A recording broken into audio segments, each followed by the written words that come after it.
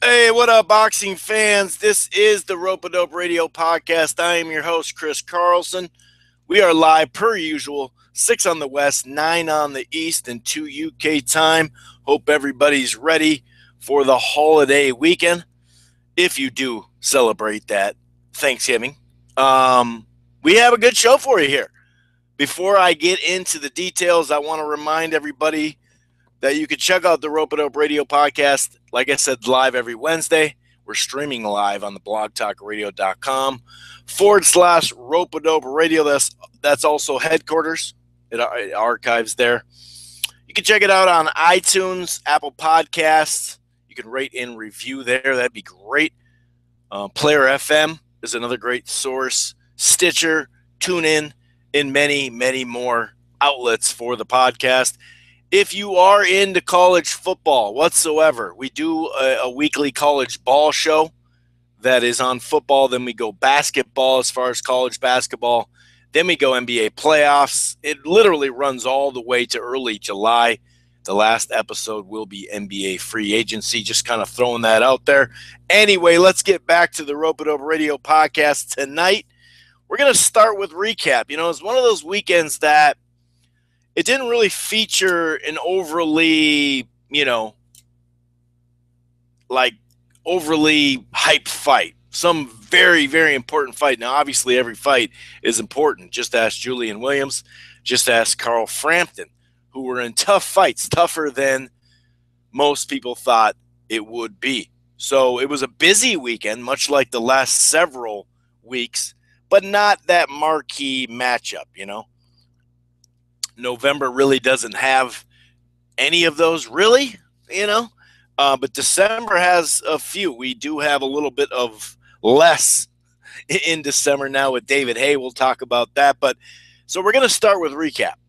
There is, like I mentioned, a fair amount of recap, and we are streaming live on YouTube as well. We'll be doing that for the first probably 45 minutes, hour of the show. There is a link in there to listen to the rest of the show, whether you're listening live right now or later tonight or later in the week. So anyway, like I said, the PDC had a busy week, right? We had 2 cards on FS1, one Friday, one last night. And then we had a PBC on Bounce that was Saturday. So we'll recap all 3 cards. Also with the Box Nation, BT Sports, Carl Frampton against a fighter who really put up a solid, outing against Frampton and Horacio Garcia. So we'll recap that. And we'll do a little quick recap. All these will be kind of quick. We'll also recap, I think it was last Thursday, wasn't it? For the Golden Boy card. And that was just, I believe it was tape delay, but that was a bad card. It was just like 3 mismatches. Boom, bang, boom, and it was over. It was kind of strange that way. We'll also preview the weekend. Not much taking place. Sergey Kovalev is getting back on the saddle again. He's taking on Shabranskyy, a guy who lost to Sullivan Barrera not long ago. Trying to work his way back up. So we'll see just what's going on with Kovalev. And to be honest with you, I really don't know. This is, I don't know. He's made some strange comments for quite some time. You're kind of just expecting that's him, either strange or funny or whatever you want to say, But we'll see what's going on with him in this fight. I'm really wondering what's going on with him. He's been acting. Well, I shouldn't say acting strange. Like I said, sometimes he's just got a lot going on. But I mentioned this last week, too. Some of the things that he's talked about and the variety of reasons and excuses and things, talking about things in the past, and I'm talking about in the ring, not necessarily talking about that car accident that he had, that he said that kind of changed his lifestyle, changed up his life in general. He felt like it was a message from God. So, I'm not necessarily talking about that. Just a variety of other things that seems to be coming out. So we'll look at the schedule. Like I said, kind of a light schedule. We'll take a peek at it. We'll also dive into some news. Anthony Joshua and Eddie Chambers made some headlines here in the last, 2 days? Supposedly, Anthony Joshua allegedly was hacked. A lot of people thought he sent a message that was both, well, it's disparaging to Eddie Chambers. I mean, he definitely sent some weird stuff to him. So we'll get into that, although I shouldn't say he did, because it does sound like Anthony Joshua accounts were hacked. I don't really know. We'll get into some other news, like I mentioned, David Hay. What do you know? He got hurt. Just a variety of other kind of finalized fights or fights that are in talks that are, I guess you could say, close to being signed. So yeah, there is some news. We'll definitely get to it, a good chunk of it anyway. Nothing too crazy right now. Was kind of anticipating like Monday, potentially. Monday, I really kind of felt like we were going to get some news out of Showtime. As far as their first quarter fights, we did get some news. Just not necessarily the amount of news that I thought we'd get here soon. So it must be maybe the next couple of weeks that they'll come out with their schedule. But anyway, just to start things off, because it was really not much of a card. The Golden Boy ESPN2 card from what I believe it was last Thursday, I think, right? So anyway, it was weak, to say the least. These ESPN2 cards, I think they've had 2 on ESPN, maybe 3 over the summer, but most of them are on ESPN2, and some of them are just on ESPN Deportes or the stream. Some of them are tape delayed. That's no big deal. I understand, hey, you're getting on ESPN2. If they're tape delayed a little bit, that's not the end of the world. But the first handful of these cards I thought were pretty solid, interesting matchups. Golden Boy talked about how they're going to really challenge their prospects. And I think they did to an extent. I really do. But it was the prospects that really didn't mean much to them. Whereas their prospects that mean much, much to them, that means something to them, or even the contender level guys that are trying to climb that ladder, that are close to either becoming a contender or a contender looking to make that next step. Joseph Diaz Jr. comes to mind. They're not moving those guys that fast at all. I shouldn't even say fast, but they're not challenging a lot of those guys. They're important guys. That's something that I noticed, and I think it's really, I shouldn't say coming home to roost, but you're seeing more of it. But literally, this card, though, so they've been a little disappointing of late. They've been just very inconsistent. Some of them like this, maybe not like this. I mean, this was a different level of quick cards, but they just haven't been as good as, say, the first 4 or 5 of them. Let's put it that way. But, they definitely have a busy 2018 scheduled. So we'll see if they can rebound and kind of turn it around to be a little bit more consistent. But anyway, I mean, there was like a punch that landed as the first shot of the night. First round, first shot. Dude got hit kind of right on the side, the back of the head, right on the ear. What do we got? I mean, who do we have? Let me check my notes. I know it's Rocha, but he thought Salgado. That's what it was. He landed a good body shot, a left hook. Also kind of hit him. He hit Salgado when he was down. That was kind of weird. But anyway, that fight was... Like I said, these fights were just nothing. There was just nothing to them, It was really strange. Jose Martinez versus Jesus Martinez. 19-0-1 with 12 KOs coming in. It was Jose, and Jesus was 23-2. Jose just dominated the fight. He managed to land something in the fight pretty early and hurt him. Now, Jesus Martinez, he did land a few here and there. And even in the second round, started moving a little bit decently anyway. I'd say the last minute and a half, you could see some body shots landing really, really hard. But earlier in the round, there was, like I mentioned, some two-way stuff. But once again, Jose really started kind of landing. Once he got him on the ropes, he started kind of taking over. And then Jose landed a hook to the body, nice short uppercuts, and straight right hands. I think it was a left hook that knocked him down with about 25 seconds left, and it was a TKO. Not much to talk about. It was pretty disappointing. Not that I was looking for that card to be dynamic or something like that, but it was not much to it. Someone asked me on Twitter the next day, hey, how were those Golden Boy fights? I said 3 mismatches, because that's basically what it was. As far as on to Friday's PBC FS1 card, Ryan Cowboy Carl took on Kareem Martin. That was a good fight. I actually liked that fight. That was a fun fight. I thought Martin actually took the lead. I gave him the first, I'd say, 2 rounds. He was landing those overhand rights and left hooks.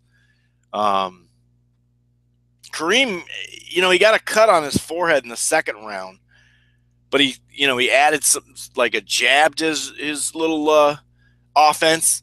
I think it was his left eye that was cut, and some uppercuts as well.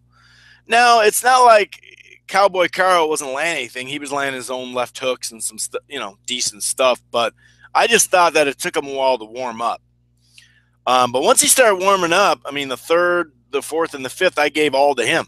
I thought he got his jab going, started landing some nice right hands, just overall busier. In the sixth, though, the pace, Carl's pace and the pace of the fight kind of slowed down. The seventh round, you started seeing it pick it up, a little bit, a little two-way action. Nice right hand, though, definitely buzzed Martin after some nice early work by Kareem in that 8th round. The last part, though, definitely some good action down the stretch. 2 scorecards had it 78-74. The other had it 77-75. I had Carl winning as well. Good fight, though. Nice fight by an active guy in Cowboy Carl. He's been quite active. He lost a tough one in the summer. Was it to Ramirez? I believe it was. Correct me if I'm wrong. I believe I'm right on that. Yeah. So that was good. The co-feature, Jamonte Clark against Dominique Dalton. I thought Clark started well, won the first couple of rounds. Clark has this long-ass jab. Dude's just super long, man. Super long. You could already see that the fight was heating up pretty early on. Pretty good scrap. You started seeing Dalton bring in the fight to Clark. That's kind of where I thought he started getting the advantage in the 3rd and 4th round. Was it Clark? I think Clark got – there was a lot of cuts this weekend. Clark got – I think it was above the right eye he got cut. I think it was a headbutt. But Dalton landed some hard right hands late. And you could see it was that cut. You could see some meat on it. Much worse than Anthony Durrell's cut. Just putting that out there. Back and forth 5th. I believe I gave that to Clark. Then I gave I believe I gave it to him. Actually, yeah, I think so. Then I thought to me the 6th round, Clark started wearing down a little bit, started slowing down, and you could see Dalton just making it a rough fight, landing those right hands, overhand rights. Clark, for me, kind of bounced back nicely in the 7th, and I believe in the 8th. I had it 5-3 Clark, or I could see like a 4-3-1, something like that. Tight fight, good competitive fight. I thought early and late, though, Clark did enough. So did the judges. 77-75, 78-74. There was a draw in there, 76-76. But a good, good fight. Interesting fight. Nothing like crazy or anything, but it was good. It was a good fight. What was I going to mention? I forgot. I was just, actually, somebody texted me something. For some reason. Weird. All right. Anyway. Yeah, I think that's right. Yeah. So anyway, sorry about that. So in that, where were we? We were just on the Clark fight. Oh yeah, the PBC FS1 Friday. I kind of got those main events mixed up, but Anthony Durrell was on that Friday card, not the Saturday card. Dennis Duglin is the guy he took on. And, he's a guy that on the way up, we had Duglin on the Rope It Up radio when we were more guest-oriented. We used to have like 2-3 guests a show. This is years back. We changed the format up, but we had Duglin on along with his mom. He's called the mama's boy because, his mom is a solid trainer. So Duglin definitely has faced a lot of talented guys in and around his weight class. He just falls short a lot of the times. Now, I'm not sure exactly. The ending to this was a little strange. I should say just strange, not a little strange. It was strange. And there were some issues in the crowds as far as the team going back and forth. Obviously, Duglin's team, I believe someone either from Duglin's side, I'm not sure if Dennis Duglin, his mom was calming them down or she was, maybe saying something to the Durrell side. I really don't know. We didn't get a full scope of what the words were said back and forth. You see that a lot in camps. Now, there wasn't a scuffle or anything like that per se, but you did see Anthony Durrell, waving Duglin's mother into the ring and saying, "Hey, let's make peace and let's hug it out," and that type of thing. So that was nice. You like to see that, but I don't know. To me, obviously Durrell's cousin or uncle, I should say.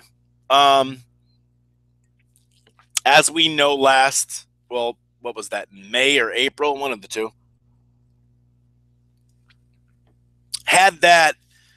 Made that stupid decision, the emotional decision, to go up in the ring and fight for the side of what he felt was defending his family, which at that point, it just didn't need to be there. I mean, not at any point, but especially at that point when, they were already making peace and everything like that. Pretty strange. And it looked like he was going over there for peace. But anyway, my point is, a lot of people maybe are just negative on the Durrells right now. And I understand Andre Durrell, you could say 2 times now he's faked an injury. His last one, I thought clearly he was faking it. I'm still in between on the first one.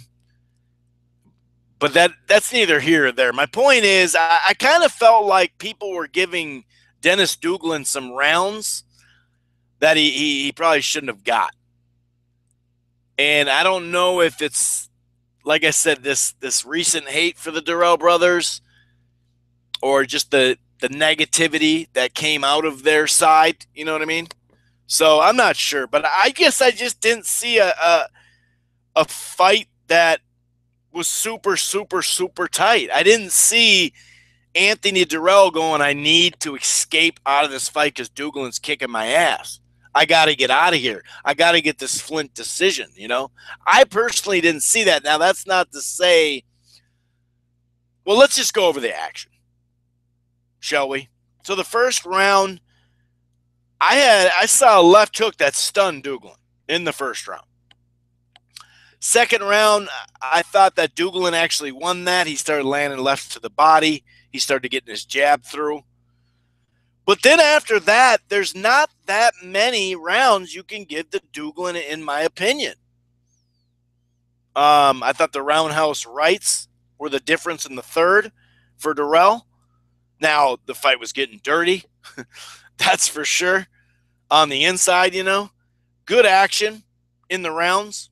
I kind of felt like the better shot, the harder shot, still in that fourth round though, was Durrell. You could see Durrell starting to open up more in the fifth, really letting his hands go, working the body. Now there was a nice rally, I gotta say, in the fifth round by Duglin though. I didn't think he won the round. Now when you're only in 5 rounds, if you have it 3-2, obviously you got to score the last round, which sucks because it's not complete. So I'm not saying that if you had it 3-2, you're out of your mind, and that there, right there, that is a tight fight. Just because I had it 4-1 doesn't mean it couldn't be 3-2. I'm not saying that, but I'm saying how the fight was actually playing out. I guess that was that's what I meant overall, as far as, was Durrell mentally screwed now to where he thought, I got to get out of this fight? That we've seen that before. I thought Durrell had a pretty good start, boxing well, good short left on the inside. Then there was like a headbutt. Like I mentioned, the crowd in the corners, they had a little dispute. It went to the scorecards. The scorecards read 2 times 48-47, which I don't really look at that as bad scorecards. And then 49-46, which I still don't think it's that bad. So I had it about 4-2. I don't know. Here's the problem. It was tough to see the headbutt. I thought I saw like a scrape, but it wasn't one of those clear headbutts that all of a sudden then you saw the blood and the cut open up, then it started bleeding, right? Now, whether you saw, and I know Dennis Duglin and his side have been really like, I think he put something on social media that said, hey, well, who was I listening to? I think I was listening to Live Dogs, Lukey Boxing, and they were saying that, I think Mark was the one saying, he put on his Instagram or something saying, if you can find the headbutt that caused the cut, I'll retire. So I did see a scrape. I wouldn't necessarily call it a full headbutt or whatever, Either way, though, the cut itself did not seem. Now, I wasn't cut, right? I wasn't cut, so I'm not going to act like I was. But to me, it just didn't seem like it was all that bad to where they should have stopped the fight.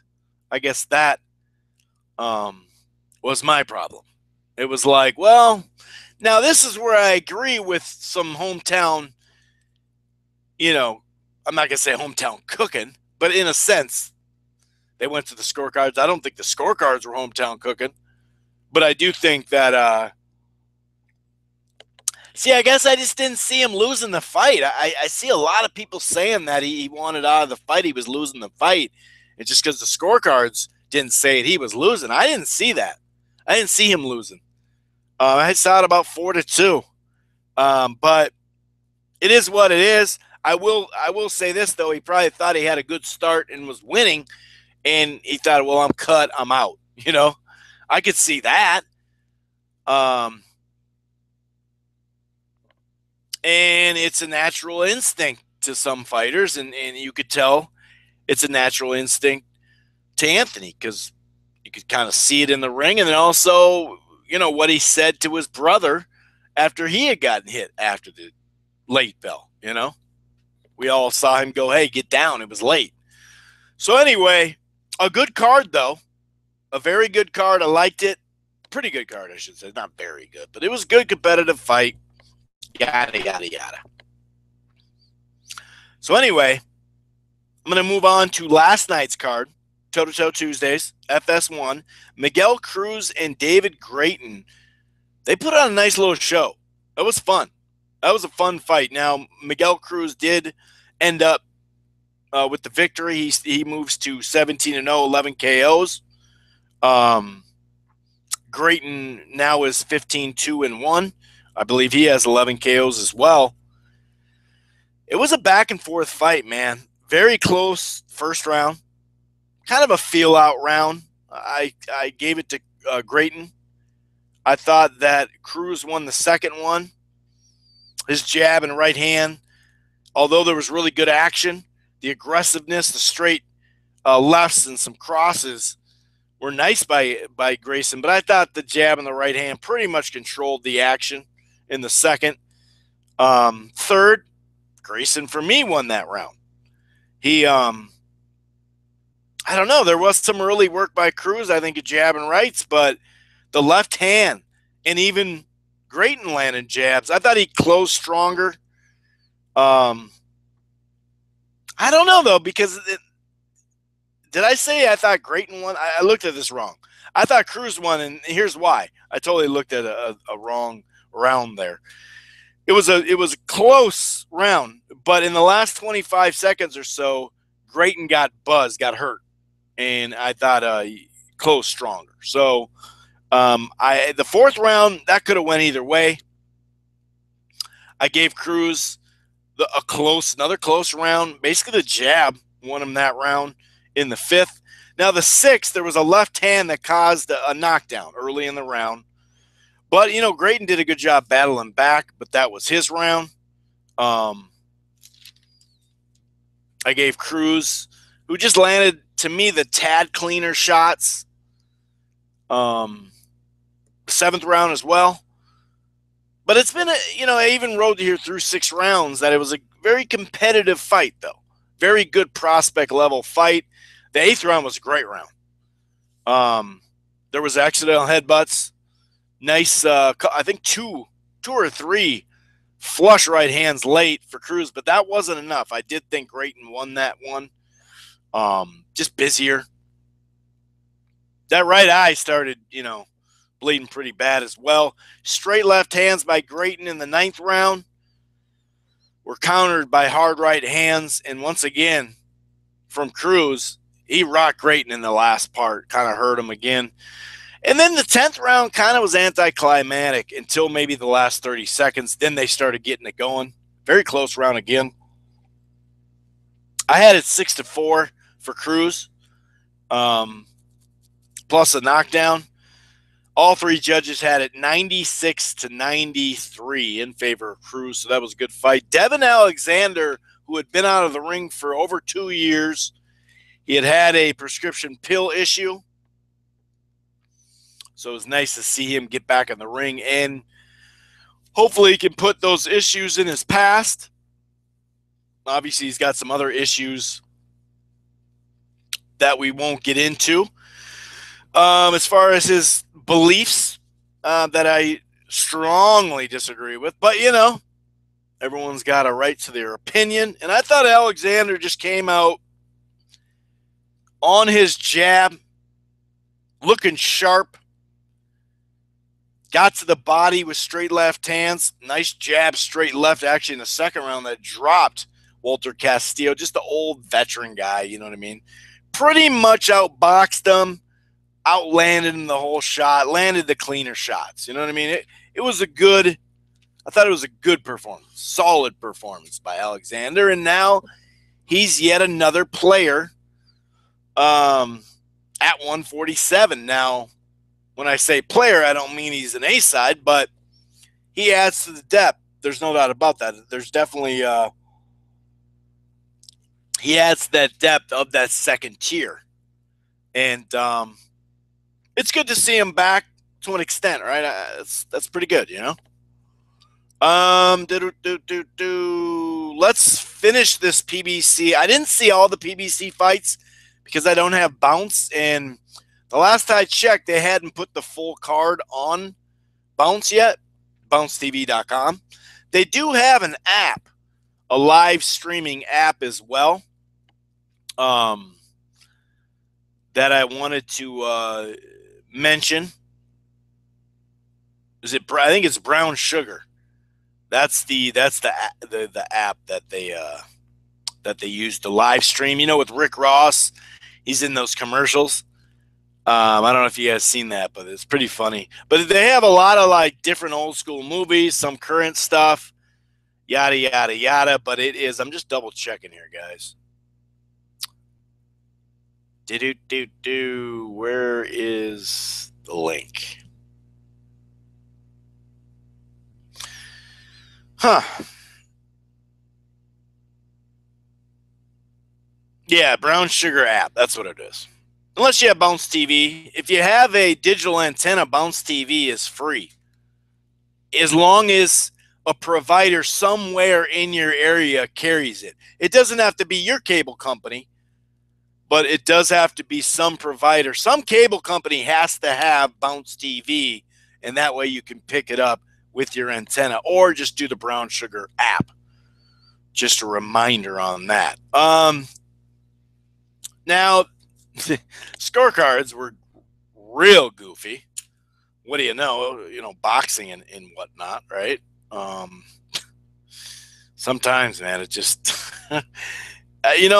maybe I shouldn't laugh, but who gives? I mean, you got to laugh.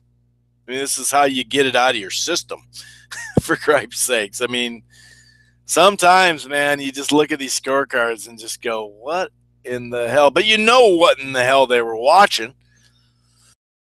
You know, or the style of fighter or fight or house fight or whatever. So the scorecards, at least one of them was okay, but two of them were just out of touch, like clearly out of touch. It was quite confusing, but a good scrap. A good scrap, I thought. I thought this was a very, very, very good scrap.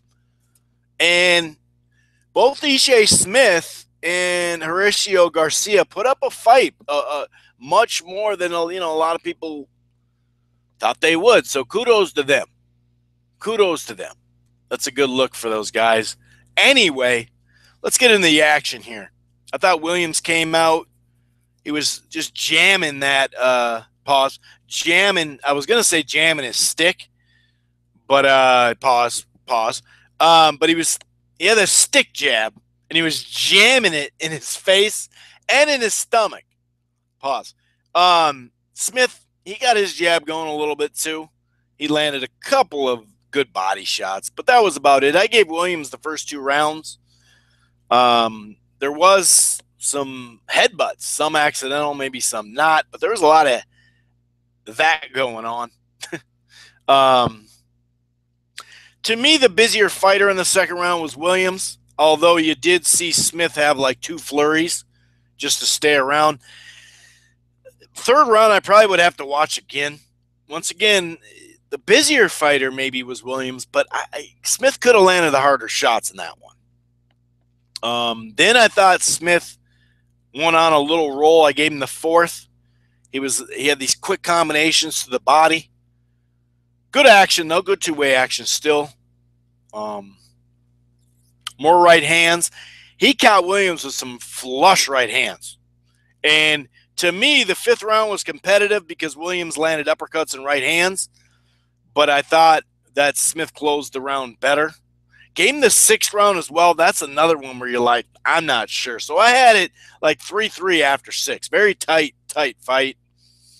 Gave Smith, is that 3 or 4 straight rounds? He landed a left hook to the body, landed some really nice straight right hands. A few right hands by Williams, but then, and I don't know when it was, maybe like a minute left, maybe a little over a minute left, Ishii landed this nice right hand that seemed to buzz J-Rock, but there was an accidental headbutt a little after that, and the ref broke up the fight to check it out. And, instead of just saying accidental headbutt as they're fighting, and then he's saying it to the side, to me, he could have kept the fight going because he gave Williams a little break there. But the last, 40 seconds or so, it was good two-way action down the stretch. Then I thought Williams actually won the 8th. I thought that good back and forth, though.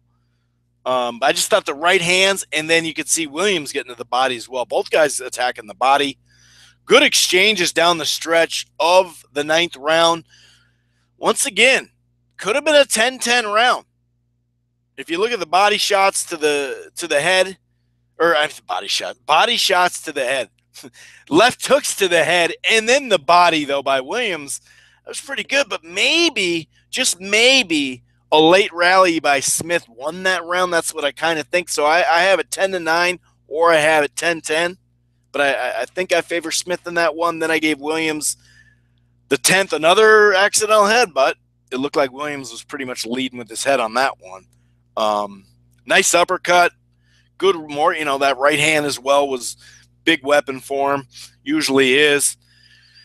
Fun stuff, the last part of the round again, and it was a tight one. For me, it was 5-5. I was okay with 5-5, a draw. But Julian Williams got the scorecard. 97-93, okay. Okay. There were some tight rounds. That's fine. But 99-91 and 98-92. I mean, this is bad. And the funny thing is, it was in Vegas, where Ishay's from. And he didn't get the scorecards. He was with Mayweather. Or he's with Mayweather. Now, obviously, we know the PBC, Julian Williams, is more of a guy that they would probably like at 154 for future stuff. Maybe in a year, maybe at the end of next year, him and Lubin can work their way back and then make a big fight there, take that next step. Maybe that would make sense down the line. But either way, very good fight. I enjoy this fight a lot. I just didn't enjoy the scorecards. It was pretty bad, man. Really, really bad. Anyway, that was a good fight. Good scrap, man. Very good scrap. And Bounce, they don't have many of them, Bounce TV, but they've been pretty good, man. And once again, these PBC on FS1, these Toe-to-Toe Tuesdays, I've really enjoyed these ever since they started. I think they've signed 2 deals with them. The first one was 2015, like September, into 2016. And then this last year, they signed a deal. And I'm just wondering, I saw a new graphic.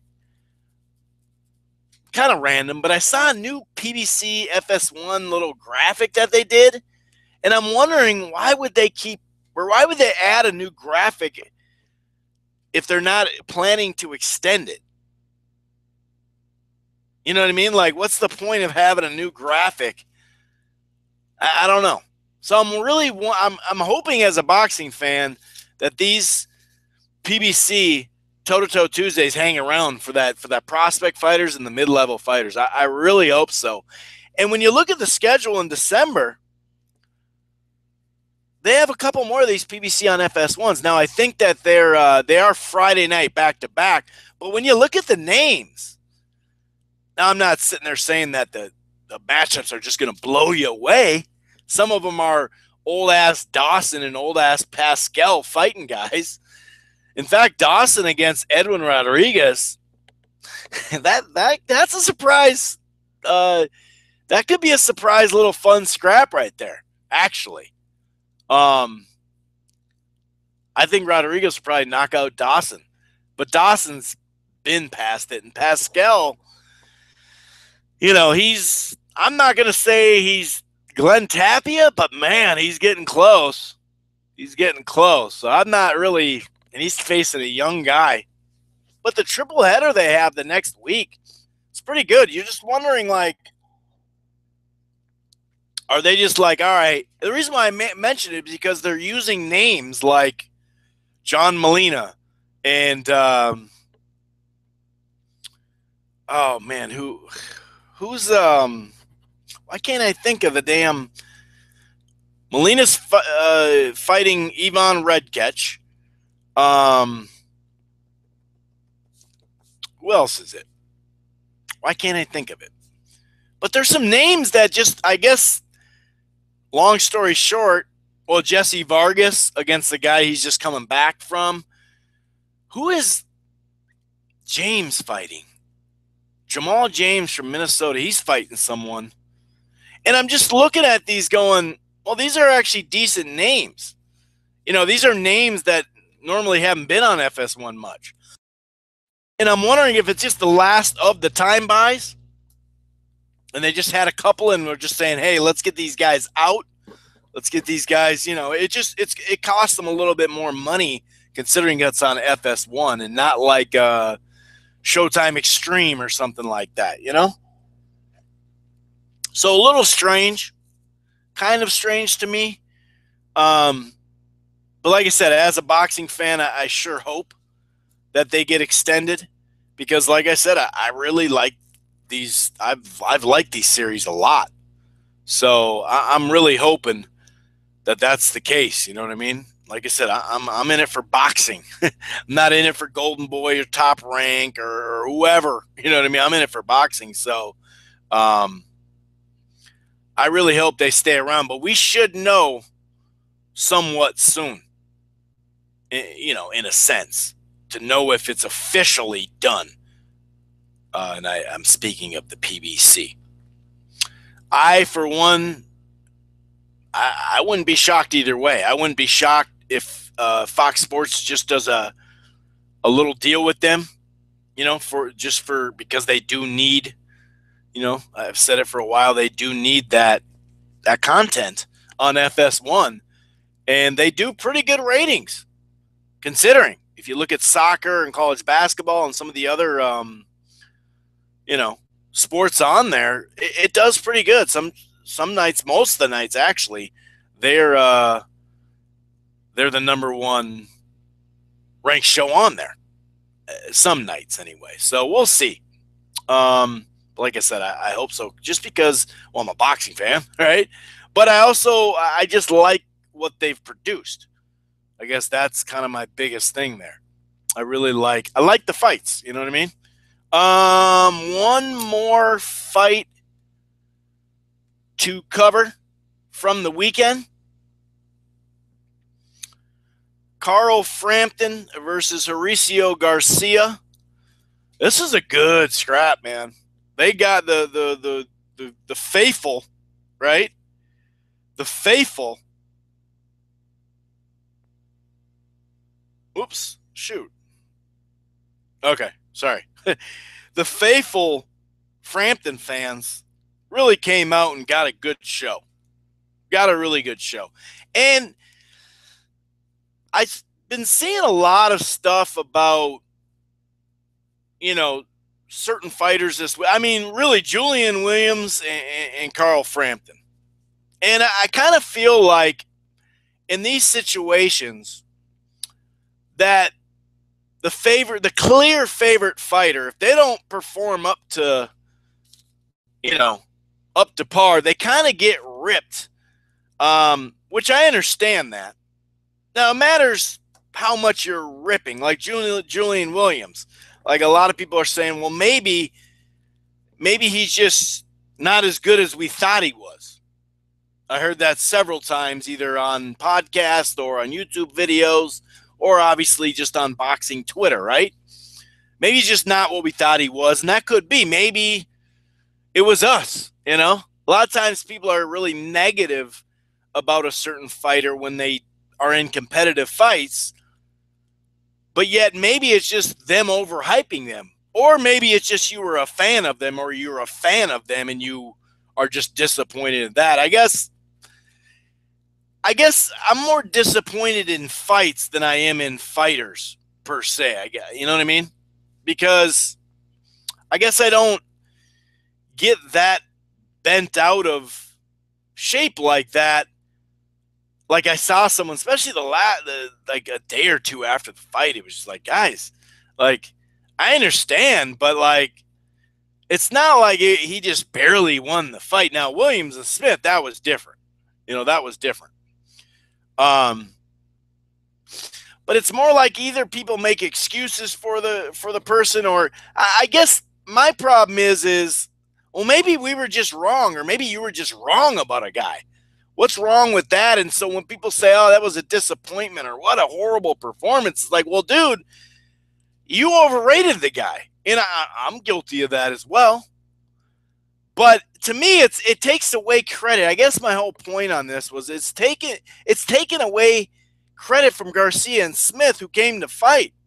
And we always want all these guys to fight and do this and do that. And to me, it's just like, I'm just, I guess, more for the sport of boxing than I am a handful of fighters or several fighters or one promotional company or whatever. You know what I mean? And so, I don't know. Obviously, some of this is PBC driven too, clearly. But some of it's not, because you saw some of this after Valdez's last fight. Oscar Valdez. Last two fights, really. You saw some people saying, oh, he's this, he's that. But others were like, this is just a good scrap. It's a good fight. Maybe Oscar Valdez, as we have found out so far anyway, maybe he's just a little bit overvalued on the way up. There's nothing wrong with that.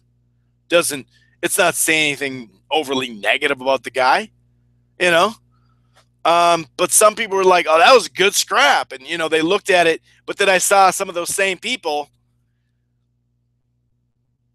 ripping Carl Frampton or ripping Williams. And it's a very similar situation, So I guess it just goes back to that. It's not even about, oh, you got to be fair, It's not even about fair. Life's not fair, right? I mean, let's be honest. Life's not fair. But it's about being, like, just straight up, like, being consistent, So I feel like sometimes we tear down certain fighters, and some people, some fighters deserve it off of their actions or words or whatever. Other times it's just kind of like, how about just it was a good scrap, And I think this kind of fits into there because I'm just wondering, like, how many. I saw some people thought Garcia won the fight, and I don't know. I didn't see that. I mean, I thought he won more. I thought he won some rounds, like a fair amount. It was only a 10-round fight, but it just took him a while to win a round. That's all. Let's get to the action, though. I'm over here ranting too much, maybe, huh?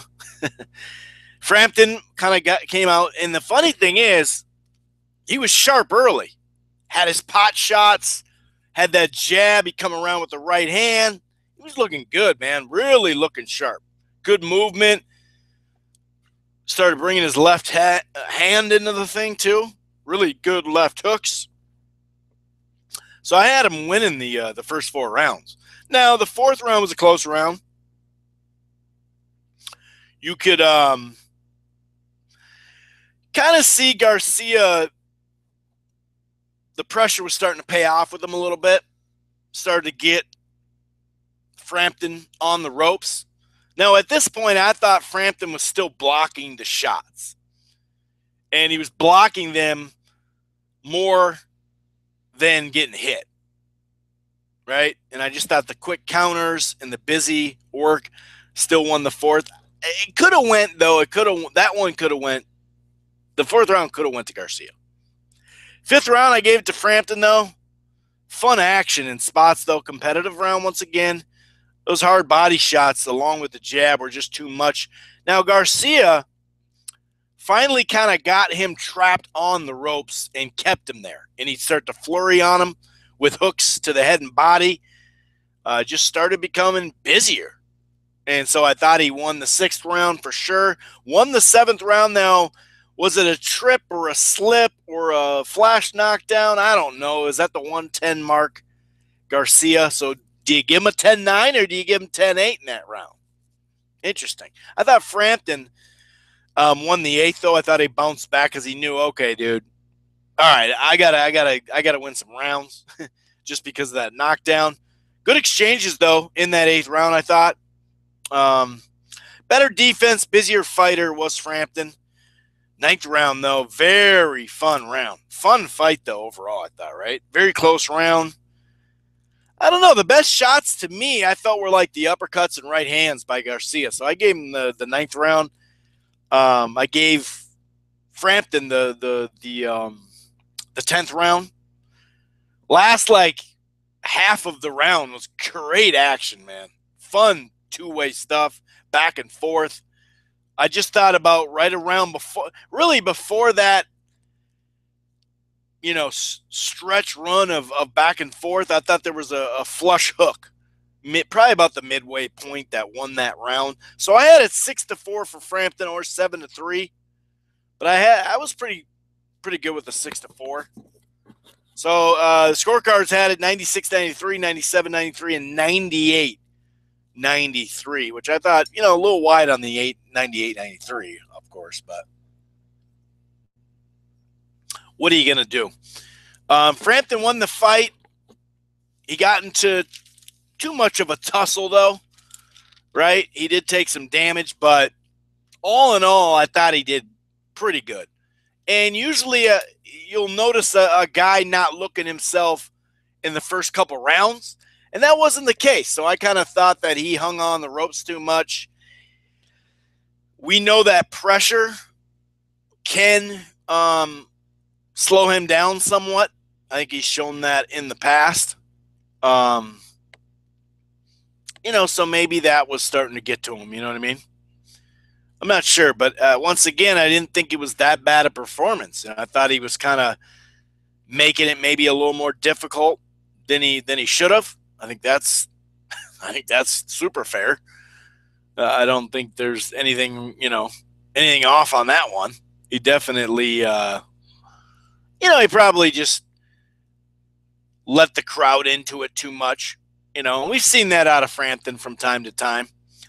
But when he wanted to control the action, I thought he was moving well laterally. Thought he was setting traps. He was countering well. And he's been off since January?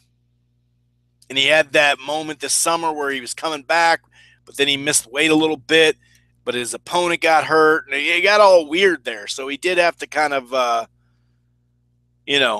was a little frustrating part. So it's nice to just get the rust off, which I really didn't think there was that much rust. And I kind of felt like maybe he just got a little lazy down the stretch. You know what I mean?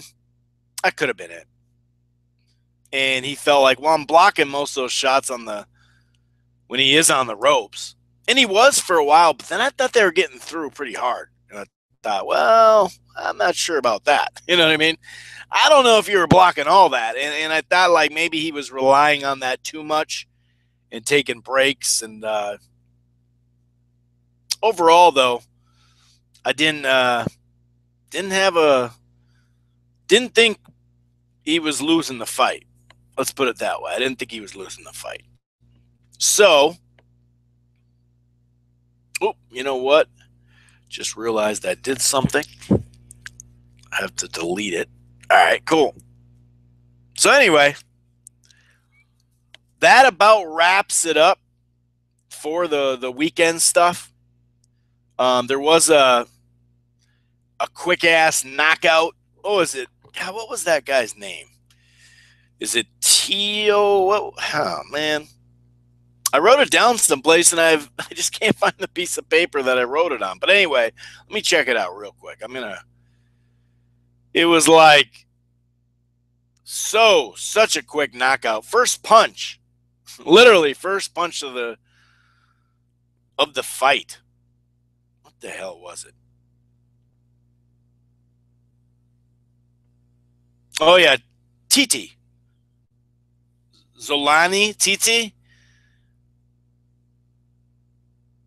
Just one punch, knocked out. Literally one punch. Right hook, I believe it was. Right hand. 11 seconds. 11 seconds. That's Tomas Adamek beat Fred Cassie. Tomas Adamek back in action. Also, Lionel Thompson beat Earl Newman. I heard that was a decent fight, actually. That's the one I actually didn't get to see. I wonder if that... Let me check to see if you guys can watch that Bounce TV main event. Let me check really quick to see if they have it up yet. A lot of times They used to live stream from there. Now they did this deal. Nope, it's not up yet.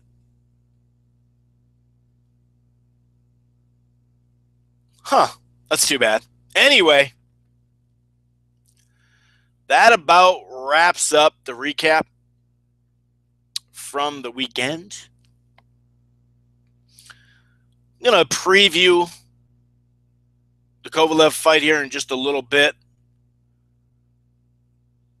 I don't know. There is some intrigue, I feel, And I'll tell you what, right now, unless I'm missing something, which I could be. I mean, I am doing a show, right?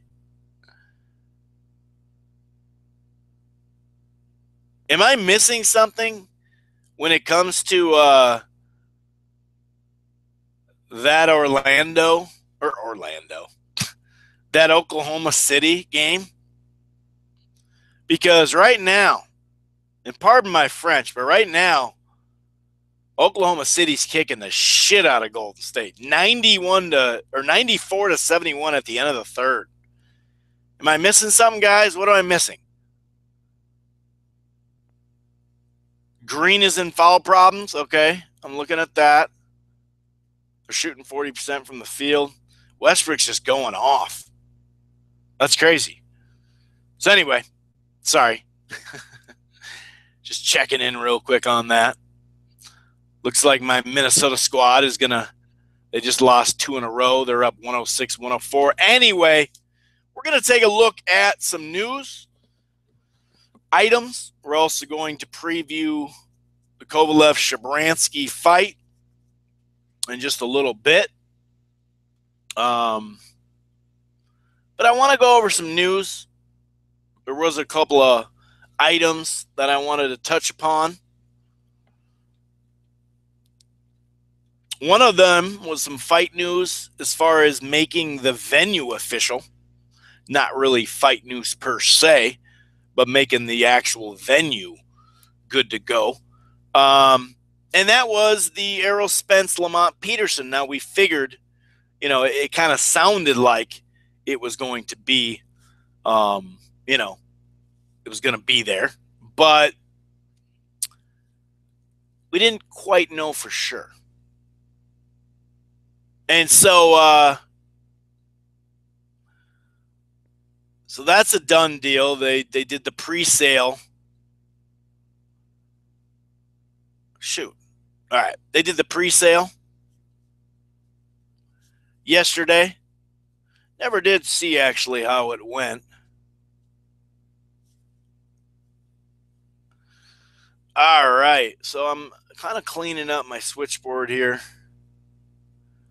I got a text saying something. Weird. That's strange. Anyway, sorry about this, guys. Something's up with that. Anyway, I've said that anyway about 1,400 times, haven't I, on this podcast? I think I say it a lot in general. So, Spence and Peterson official. It does sound like, the WBC, they made, Jermall Charlo the mandatory for Golovkin's WBC belt, but they also are looking for that rematch between, Canelo and Golovkin. So they called for a rematch, did the WBC. And now, since they're negotiating and whatnot, they've decided to make that WBC, make an interim belt. Since they can't force a mandatory, they're going to keep Charlo active. And they've called for a Hugo Centennial fight, which I think is a pretty good fight, if you think about it. Centennial coming off a really solid performance. Nice knockout. So good for him. I don't know if that fight's if they're actually going to take the fight, but there is some rumors that Charlo, no matter who he fights for that interim WBC belt, that he'll be the co-feature on that Barclays card. which should be a good look because if you look at it, you start to add it up, within less than a year, I'd say, if he fought in January, it'd be 4 times. I think that'd be the 4th time that a Charlo, either Jamel or Jamal, would have fought in the Barclays. That's pretty good. And, as far as like a boxing fan goes, some people just hear the word Charlo and just be like, oh, I know Charlo. I like Charlo, especially more of a common and especially a casual fan. They may not even know. I mean, I was at the Sugar Shane Mosley Floyd Mayweather fight when Cotto's brother, and clearly it was Cotto's brother, hurt Canelo in that first round. Well, I heard people in the crowd who would pay good-ass money to be in there saying, that's Cotto, dude. That's Cotto. Like, that's Miguel Cotto. Or how Harold Letterman would say, Miguel Cotto. That's Cotto, dude. And it's like, that ain't Cotto. That's Cotto's brother, dude. So my point is, 3 times in the last year or so, really since like April, 3 times in a row, a Charlo has scored a highlight knockout at the Barclays. So if you can get it for the 4th time a Charlo shows up there and fights within, what would that be, like 9-10 months? That's a good look for an undercard fight and a good look for him. So I really would like that Centennial fight. It gives a nice little measuring stick to where both those guys are, really, but especially to see if Charlo can keep that knockout streak going just in general, because a lot of people are just kind of trying to hand over Charlo the middleweight division like, here, it's yours, even though he's going to be the odd man looking out as far as the big fights for a while anyway. So, yeah, just a little bit of news there. The tickets, I can't say their price, great, because I don't know the tickets. I did check them out last night a little bit, though. I think they start at $50. I don't know how high they went, so I'm kind of, I'll definitely get back to you on that. As we now know, David Haye has pulled out of his upcoming fight December 17th against Tony Bellew in a rematch fight. They had the O2 Arena there in London, sold out. Bicep injury. I guess Eddie Hearn said today on IFL TV, big shouts out to Coogan, he said that he was actually running and he slipped and he went to grab to help him, help himself stay up, and he tore his bicep then. He is getting older, right? And he hasn't been as active in the last 3-4 years, right? So I don't know. He could be just getting older and his body breaking down, as we've seen. But it does seem like they're really going to postpone it, though. And David Haye went out of his way to meet with Eddie Hearn face-to-face and say, listen, dude, I really have this problem, but I'm not just saying this, Basically wanted to meet face-to-face and tell Eddie, hey, I really want to have this fight happen. So we'll see how long this rehab. Now he's going into another rehab session coming off the Achilles heel Achilles tear that he actually, it seemed like he got back a tad quicker, but anyway, sounds like they're targeting March or May 5th, which is the same target as Canelo Golovkin rematch, May 5th. Why don't we talk about, well, I'll kind of match the Kovalev talk with him talking about, I'm not going to repeat everything that I said last week about Kovalev, but he also brought up some other stuff, too, as far as a car accident that he had. Let's get into Anthony Joshua. And Eddie Chambers. Now, today, also on IFL TV with Eddie Hearn, Eddie talked about a variety of things, right? And basically, earlier in the week, Anthony Joshua and Eddie Chambers, I think it was on Instagram. I don't know. I don't know if it was IG or what, but they're going back and forth on private messaging, basically. So it went down in the DM, right, with the direct messaging. Now, allegedly, Anthony Joshua, and if you have like the browser open, you can actually see the comments that Eddie Chambers posted. So basically, Anthony Joshua went after Eddie Chambers. Eddie Hearn was saying that there's a variety of people that these messages went to, and some of them were more funny, some were more bad and serious, but he said it's more proof that, in fact, Anthony Joshua's social media has been hacked.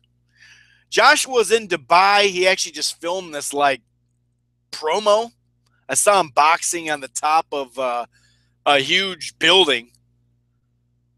I think I saw like a tennis match live there before. I mean, I didn't see it there, but I remember seeing either a commercial or something like that. I think it was at the same building. But anyway, the top of this building is like a huge circle. And they set up a ring up there. So anyway, yada, yada, yada. He's on vacation in Dubai. I guess his team put out something saying that they have some issues with they got hacked basically on their social media. But the message itself said something to the extent that Josh was saying to Eddie that you're a bum. And then also, this is what caught everybody's eyes, right? This is what brought everybody's attention. Like, what'd you say, dude? He said, you're a disgrace. This is Anthony Joshua allegedly saying this to Eddie Chambers. He says, you're a bum. You're a disgrace to the supreme race. I think he said supreme, right? Or did he say the master race? The supreme race? I don't know. But basically saying, calling him a bum, but then also saying you're basically disgracing the race, the black race, the supreme race. So it's a slap in the face to Eddie because he's saying you're a disappointment to your race. But then it's also like, oh, so your race is the supreme race? What are you talking about? So it draw a lot of attention that way. But like I said, allegedly, this is what it is. Basically, that Joshua, his accounts were hacked. So I guess it's a lot to do about nothing. Obviously, in these situations, you never can tell. You don't know. And we've seen this a variety of times. I guess Eddie Hearn said there are a lot more messages, and that goes to prove that he said some of them are funny, some are serious and mean and whatever.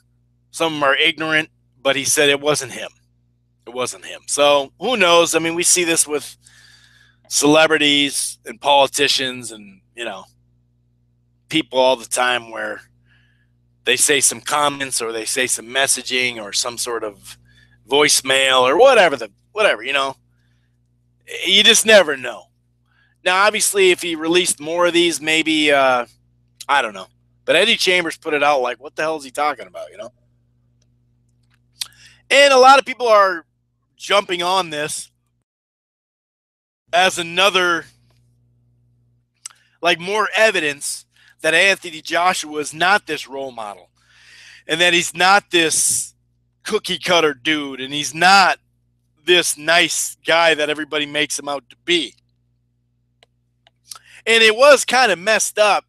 I did see, I forgot the publication in the UK, but they said Fury attacks Joshua for his, bad comments. And it's just like, well, wait. What? How did you make it that Fury was attacking anybody when, it was actually the comments were the ignorant part of the whole situation. And it was funny how that was worded that way. Of course, a lot of this is just to get hits and everything like that. But so I guess it's, it's a superior race is what he said. You're a disgrace to the superior race.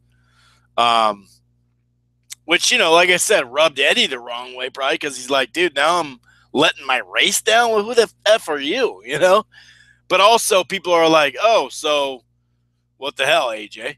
Anyway, we'll just move on. I wanted to bring that up because it was a hot topic.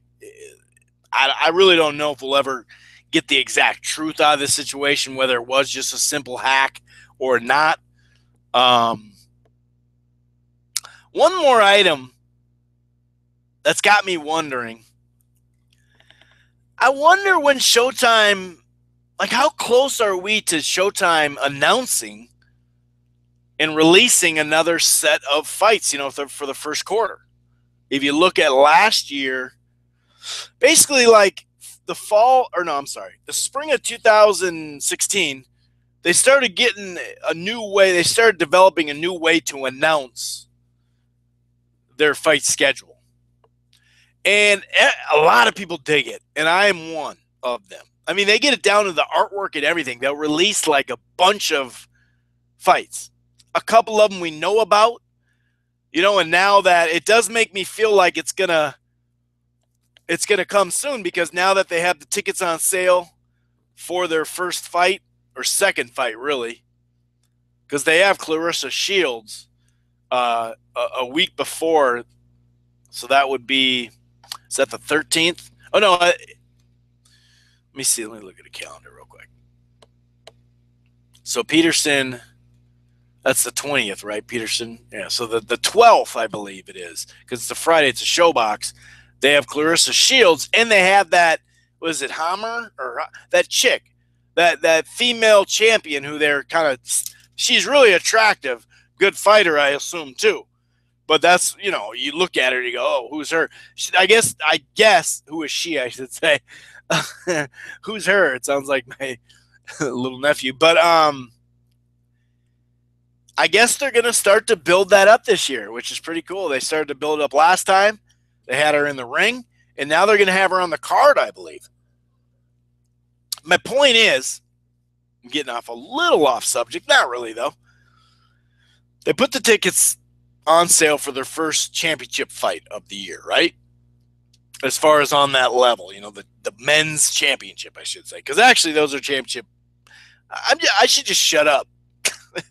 Anyway, I went back and did some research, and they've been putting out these schedules, and they've been doing great. The fans love them, the media love them. It's kind of like just something it really helps you to build towards the next couple months, and it just builds the anticipation. It's kind of cool. I like what they've done. Now, obviously, maybe they're trying to get Wilder and Joshua closer to an agreement to fight in the summer, because we've heard that they're trying to do a doubleheader, one during the day and one at night. Fighting on the same card, maybe. You never know. So maybe they have some stuff there to figure out, obviously. But I'm wondering when they're going to release their schedule, because we hear Broner. We hear a couple of different fighters that say, yeah, my fight's basically done. I just got a Mikey Garcia, Robert Easter. Like all these fighters, they've been mentioning these dates and stuff, but you just wonder, man, they've done a pretty good job of keeping this stuff quiet, even better than I think they've had in the past. So I looked back last year, as I mentioned, and I looked at the date, and it was more like later October that they released this, I believe. So I doubt they'd release it now, because you got the holiday weekend. It's just going to get, lost in the wash. But I could see next week or the week after putting some of that information out. We'll see. But Showtime should be kind of close to dropping a new batch of fights here. And I'm just wondering what the holdup is. Or maybe they're wondering how long they can get if they keep making fights, and wondering how long they can wait to release it. I don't know. But I'd say in the next 10 days or so, something like that. I doubt they'd release it too late in the week of Cotto and the week of the week after that with Lomachenko and Rigo. I doubt they'd do that. But anyway, just kind of something I'm wondering, kind of to myself, thinking, yeah, man, I keep hearing about these fights and these dates. It's like, when the hell are they going to release something? It just kind of stood out to me randomly. On to the weekend here. Kovalev versus Shabranskyy. It's an interesting fight to an extent. Obviously, most people think, Sergey Kovalev is going to get the job done, which I would assume so too. But who knows? You never know, right? A lot of it has to do with what Kovalev we're dealing with. He got like a trainer maybe a month ago. Supposedly he was happy with his strength and conditioning coach prior to the second Ward fight. There was some stuff that happened there also. Now, to kind of repeat a couple of things from last week, and I'll get into the car accident as well, I'm just totally lost. And no one's ever really fingered him, made him stick to what he's saying and get a clarification of this item. And I don't get it. Now, they've looked for clarification, but no one's ever said, now, hold on. Let me just hear this straight. And even with the words today, this is something that he said. And this is from Woodsy, from his YouTube channel. And he said that, like I mentioned, from the somewhere in the second to the 8th round, he doesn't remember the rematch fight, which is nuts, ludicrous, doesn't make a thing of sense. Now, like I said, some people have clarified it for him, but they're mostly just saying, okay, that's what you said, okay, cool. But they don't really say why and try to get some detail. And I just feel like I don't know. I don't understand why I don't know, man. I'm just confused on this. And this is what he said today. He said, so I'm piggybacking off of last week, but now he's added another layer to it. So he said somewhere in the second round, he can't remember the fight, right? Now, here's the extra thing he said today.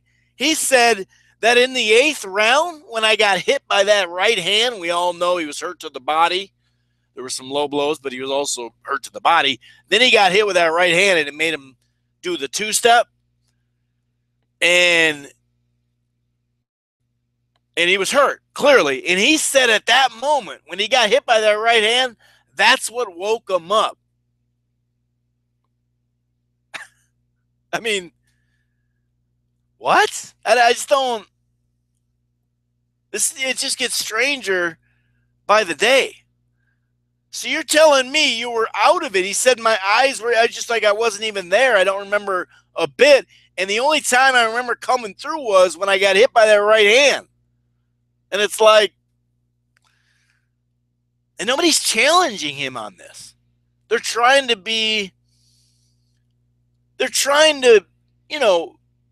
be nice about the potential miscommunication with the language barrier.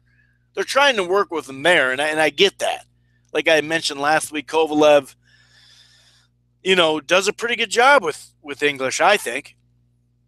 And at least he's tried to learn it, right? It helps him with the crossover appeal, whatever. But no one's actually not stopped the presser, but no one's just said, hold on, Sergey, and then brought in his manager and people that can speak better English and also can translate to him on a more detailed level. I just feel like if a bunch of other fighters were saying this, they'd be like, dude, can you give me detail? I'm totally lost here, And imagine the Twitter talk. Imagine if Andre Ward was saying this. I guess that's where I'm like, isn't someone going to point this out? Like, hello, I understand you're there with a press pass and, you want Duva to think well of you or something. I just don't get it. Like, you mean to tell me that you were out of it, completely unconscious in a sense, so you're just walking around unconscious, and then that right hand woke you up? And that's what he said. I came to. Like, it woke me up. Like, where the hell were you? What? Like, if you were so out of it, how did you even know you were getting hit low then? It's weird. It's just really, really weird, dude. I don't I don't understand it. And I'm not trying to make fun of the dude or nothing like that. I've always liked Kovalev. Now I haven't liked these different excuses that keep coming up. But he also spoke, and I wanted to mention this, and hopefully, this isn't a reason or an excuse or anything like that. This is a different subject, but same category, I guess, right?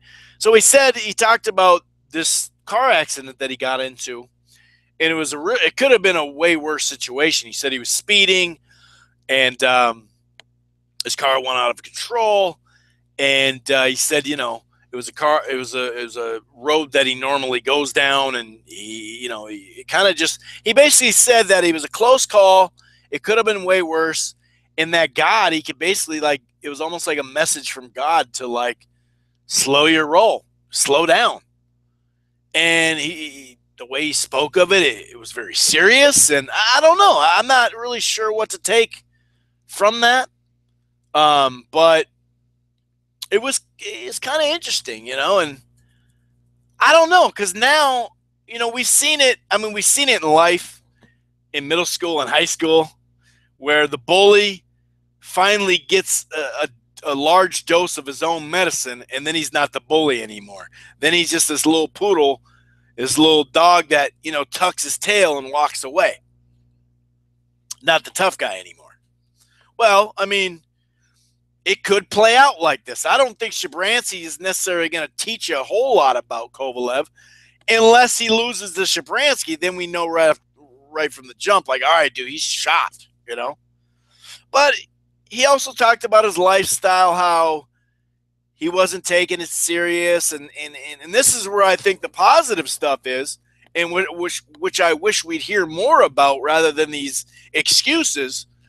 These are more reasons. Like he said, I was going to go back to Russia, and I thought, you know what? Why don't I just stay here and get back in the camp and get back in the gym and keep working on my craft and keep getting better?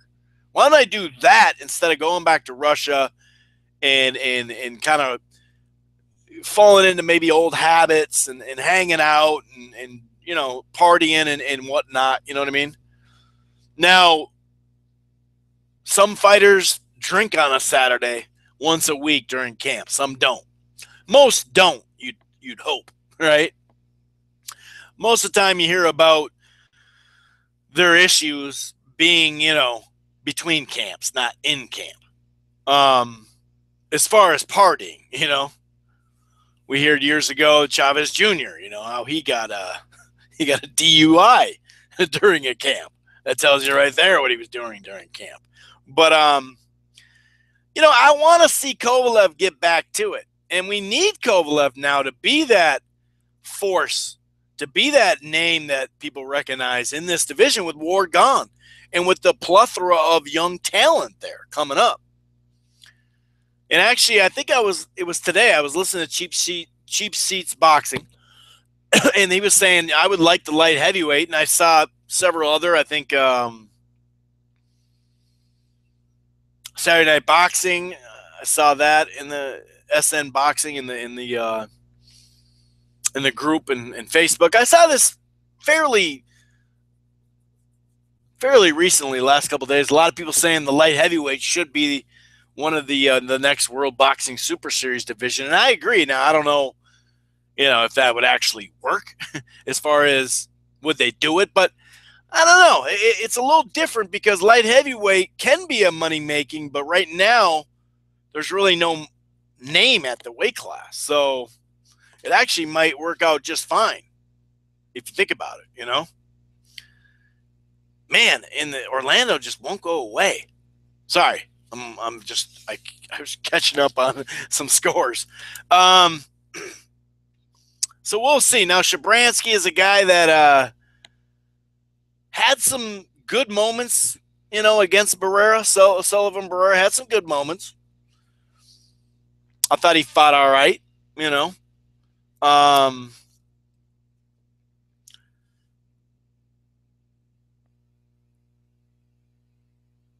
Oh, shoot. All right.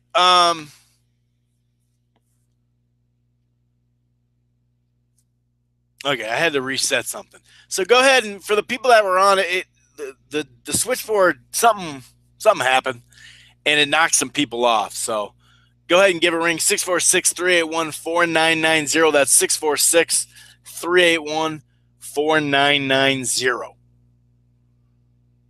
If yeah, it looks like it's good. I'm starting to see people call back, so I apologize, not really sure, but I did refresh it. So you should be good to go there. So, yeah, I mean, style-wise, I think actually, because we'll have a lot of power in the ring, I bet you Shabranskyy, what is he? He's got like, let me check real quick, 19-1, 16 KOs. Now, he's fought in twice since taking the L last year. It was about 11 months ago, give or take, that he lost to Sullivan Barrero. Got knocked out, got stopped in the 7th round. And he had fought Gonzalez. Really, it was a tight fight, but he had fought Gonzalez. I think that was like pretty sure that was yeah, it wasn't a split decision. Okay. I thought it was a split decision. It was a majority decision, though, so that tells you someone had it a draw. I remember that Garrett Wilson fight, I believe, seeing. Oh, the Derek Finley. That's right. He looked pretty good against that old vet.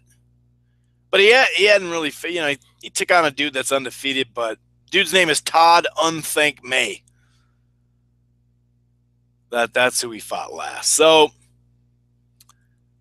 I really don't know what Lionheart has to really give Kovalev a good fight beyond the style of fighting and just make it an interesting fight.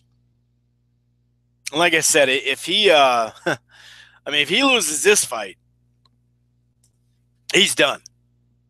It's not to rip Shabranskyy or anything like that, but he should knock this dude out. He should knock this guy out. I think he's got to knock this guy out. We'll see if we can see any differences in his body. You might be able to see some differences in Kovalev's body. Just his mentality. Is he behind his jab more? Is he the same old guy bringing that pressure? Obviously, Shabranskyy, if you want to make it rough, you want to make it hard on him, and you want to work the body. That's how you get to him. Now, Shabransky's probably not going to be able to get away with a lot, but I don't know, man. It's got me intrigued. It definitely has me intrigued. I'm kind of looking forward to it, much as I say every once in a while, the bell ringer, it's a bell ringer, because I just want to see what he's got left. I want to see if just the style of Ward, the variety of styles he threw, was just too much for him. I don't know, man. Man, what a crazy quarter. Timberwolves 41-18 in the third, just to give that up, 36-16 the other way, the Magic. Looks like they're going to win the game. But anyway, sorry. I am picking Kovalev, though. I think he'll knock him out. But I just don't think the media is, pressing him enough to find out what the hell you're talking about. It just, I don't know, man. I just feel like if other fighters, and I realize that some of it has to be, some of it has to be the fact that there is a shoot. All right. Yeah, it looks like I'm getting another text, but I think that was a later text that just went through. Yep. Yeah, I see some people coming in here. I knew tonight's always weird because it's Thanksgiving, a lot of people are traveling, or it's like a really big bar night. A lot of friends in town, and a lot of people go out. So, I don't think Carcino's going to call. I haven't seen CT pop up. I know Portland's not going to call in. Got a couple extra other messages as well. So I'm probably going to shut the show down earlier tonight than normal. And let me double check to see if there's any kind of random breaking news. I'll go on boxingscene.com and see if there's anything. Yeah, I don't see anything there. So yeah, I'm pretty sure I'm just going to shut the show down. Not much else happening over the weekend. Like I said, though, once we get out of this weekend, it's going to start to heat up. Boxing is going to heat back up again December 2nd and on, really, the rest of December. Now, obviously, no Tony Bellew and David Haye. That kind of sucks, but I think there's some – obviously, Lomachenko and Rigo, clearly a top-level fight, right? That should be interesting. And then I Billy Joe Saunders, that fight's got me thinking. That fight's got me thinking. I'm intrigued in that one. I think that's going to be a good fight. I do actually favor Billy Joe Saunders. I know a lot of people don't like his ass here in the States, but I think he's a better fighter. Oh, you know what? They did Keith Thurman dirty last night on the telecast, dude. I meant to mention this. They did our guy dirty, Keith Thurman, one time. Because they had a kind of a further shot from him in the crowd eating a cheeseburger. And it's like, dog, he's a boxer, dog. You don't want him and like putting ketchup on every bite, It was kind of funny, actually. Speaking of Sullivan Barrera, he's taking on a guy I haven't seen fight. Felix Valera. Oh, Jason Sosa and Gamboa, Yuriorkis Gamboa. I forgot about that. Sosa, or Gamboa's coming in, I should say. Gamboa's coming in off of on a late notice. Speaking of a guy that needs a W, holy cow, he needs a W badly. Ooh, Manuel Char and Ustinov are fighting. Ooh, is Ustinov the guy who popped? I can't remember. There's so many now. I think that's gonna wrap it up, guys. Let me make sure that there's nothing else. Yeah. So pretty light weekend. Oh, I didn't finish the Thurman. So Thurman. So Keith says that and this is something that we kind of knew deep down, right?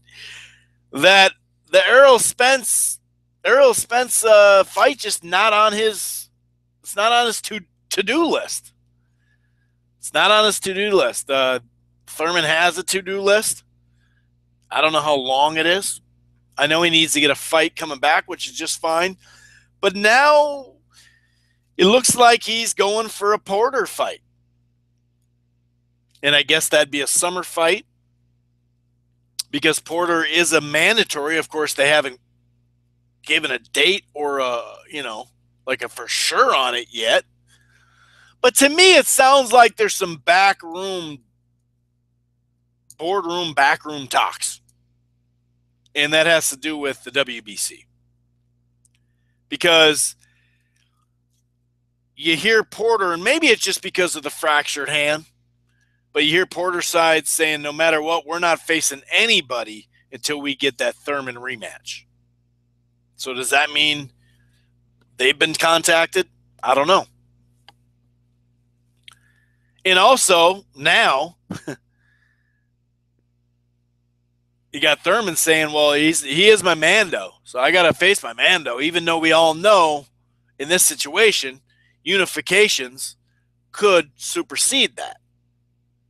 So to me, I just think he wants to steer clear. And he said maybe 2018 at the end of it, maybe 2019. So he's trying to push it off, man. He's trying to push it off. So we'll see. Now, he said Devin Alexander potentially could be his comeback fight. I'd like that for a comeback fight. We've heard Jesse Vargas. Who knows? Vargas is now all signed up with Al Heyman, which I think is a good move for him. Some people are kind of, what do you know, ripping his next fight, but he's been off for a while, and it's to get a camp, get a fight, and then be ready and get some big fights at welterweight. And the PBC has welterweights, so I think it's a great move for him. And beyond like Matisse and Crawford, and Matisse is a Golden Boy guy, but beyond Crawford, who exactly do they have? We've went over this. Who do they have? He's already fought Bradley, who's retired. He's already fought Pacquiao, who's almost retired. So it makes a lot of sense. I'm happy for Jesse.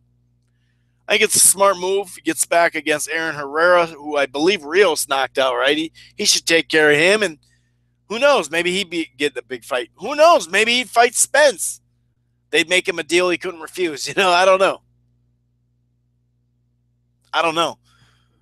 But it was kind of funny to hear Keith Thurman talking about his to-do list. One of them is to eat a burger ringside. No, and you can even tell from the boxingvoice.com, from their recent videos with him, you can tell he's out of shape. He admitted as much, which he should be somewhat out of shape.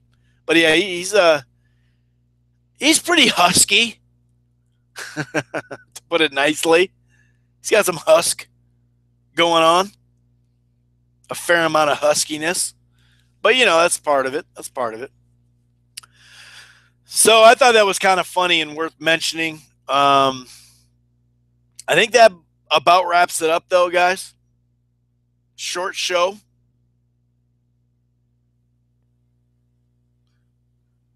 Short show tonight. Yeah, I think that wraps it up. Anybody that's on right now, if you want to press 1 and want to join in and want to say something, that's cool. If not, you're just hanging out. Well, you're not going to be hanging out that much longer, at least with me, because I'm going to shut this thing down. Pretty sure Carcino's streaming something, and to be honest with you, there just isn't much to look forward to this weekend. But for those who celebrate Thanksgiving, I want to wish everybody that celebrated anyway a happy Thanksgiving. And if you don't, hey, you got some days off from work, hopefully. So that's not all bad, right? It's not all bad at all. Anyway, enjoy the fights this weekend.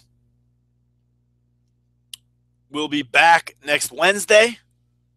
Hopefully, we get some fights finalized. I'm starting to get a little antsy for next year. I want to start to get. I really want to look at what we got here. You know what I mean? I want to see what we got on the docket. Oh, you know what? It was February. Was it February 17th or something like that? I did want to mention this too. I'm about to shut the show down, and then you know what? Yeah, February 17th. It sounds like February 17th. It's rumored that that's where George Groves and Chris Eubank Jr., that fight, the semifinal, one of the semifinals of the World Boxing Super Series, it sounds like that is going to take place in Manchester Arena.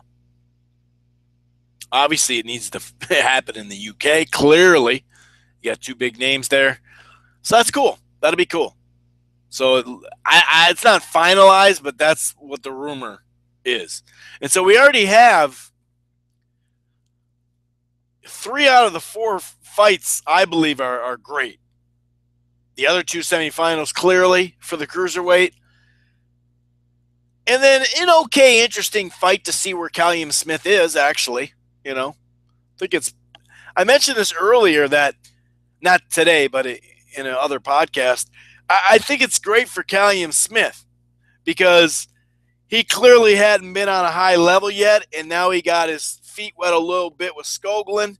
Now he gets to face a guy like Brahmer, who's coming off a great performance, actually, I thought. It's going to be a good test for him. So I'm actually kind of looking forward to that. Just name recognition and quality of resume. I mean, so he got 4 fights in the first 2 months just off the World Boxing Super Series, which is a lot, really. 3 out of the 4 are really good in the first 2 months. I'll take that. So did sound like HBO was looking into it, and they're still looking into it. Same with Showtime. You just wonder. You wonder who is going to pick those up. Will it be the Audience Network again? Will it be some other smaller channel that not many people have? Or will it be Spike TV or NBC Sports, who said that they still are interested? Or, like I mentioned, HBO. I don't know. But I really hope they get picked up. And at some point, we're going to have to start to get a little trickle of information out of there, right? I mean, it's going to be December 1st before you know it. God, November has just flown by. Anyway, I'm out here just babbling. I'm going to shut it down, guys. I'm shutting this thing down. Anyway, enjoy the weekend. Be back next Wednesday. Peace.